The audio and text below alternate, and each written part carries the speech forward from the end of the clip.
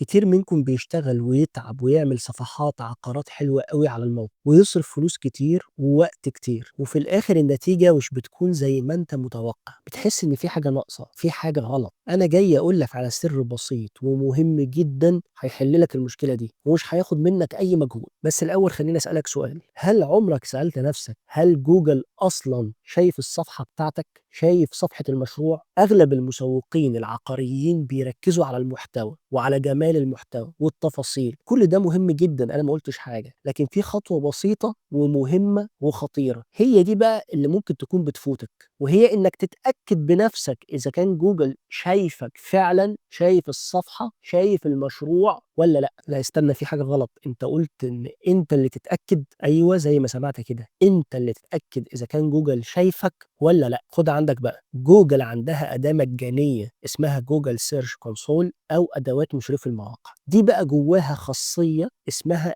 Inspect URL. الأداة دي وظيفتها إنك تحط أي لينك لصفحة مشروع أو قسم موجودة عندك في الموقع وتدوس الزرار. الأداة دي بتروح تسأل جوجل، يا جوجل أنت شايف صفحة المشروع ده عندك أو الموقع ده عندك؟ طب شايف إن الصفحة دي فيها مشاكل والّا لأ؟ أنت ممكن تعمل صفحة مشروعات اسمها شقق للبيع في الزمالك، المهندسين، المعادي، التجمع الخامس، وبسبب إن أنت ما دخلتش اختبرت الصفحة دي على Inspect URL ممكن تقعد شهر و2 و3 ما بتظهرش في محركات البحث ولا أي عميل بيشوف المشروعات اللي موجودة على الصفحة دي. ليه؟ دي بقى وظيفة الInspect URL. هتلاقي الخطوط صغيرة، هتلاقي الصفحة مش responsive، هتلاقي الموقع بطيء جدًا. هنا الأداة دي بتلعب دور مهم جدًا إن هي تقول لك إذا كانت الصفحة دي مؤهلة لمحركات البحث والّا لأ من الأول، مهما كنت حاطط محتوى، مهما كنت عامل keyword research، مهما كنت مسطب من أدوات. مهمة جدًا الخطوة دي بعد نشر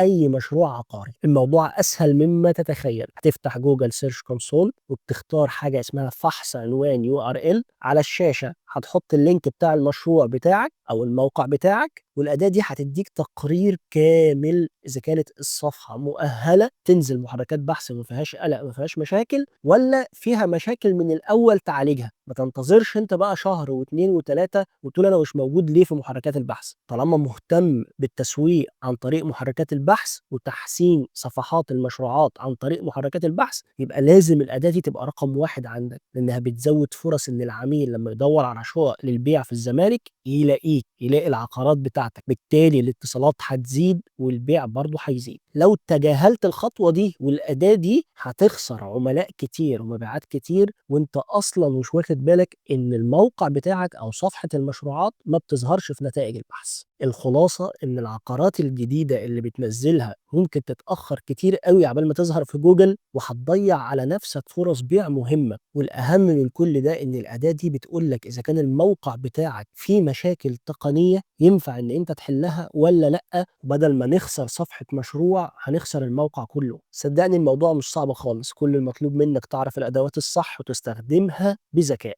هو ده بقى اللي احنا بنعمله في الدورة التدريبية بتاعتنا عن التسويق العقاري الرقمي. لو حابب بقى تعرف استراتيجيات أكتر وأدوات تانية هتطور من شغلك كتير، تابع بقى معايا الفيديوهات الجاية أو اشترك في الدورة بتاعتنا، تابع بقى معايا وإن شاء الله كل يوم هنزل لك فيديو جديد.